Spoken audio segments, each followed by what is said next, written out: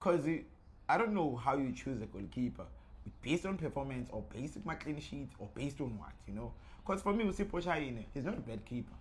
Is a guy. And don't tell me about clean sheets because he's being protected. Mabanga Shaipalin is a goal. And he was dropped at some point for Football Panabafan. Right? So for me, as long as he put a gala, as long as he put a before Kubek, Mabenga Shaipalin, Naga Kubek. Kubek.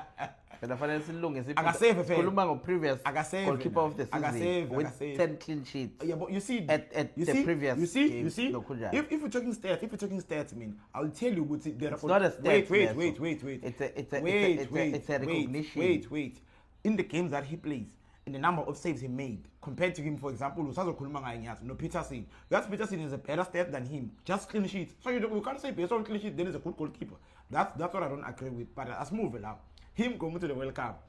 I feel like we need players that are used to winning. They are motivated. Come on. We need players like that. We need people that are used to winning, you know. So for me, he's played a crucial role with Orlando Pirates. So taking him to the World Cup, I think, yes, we can take him to the World Cup. Right.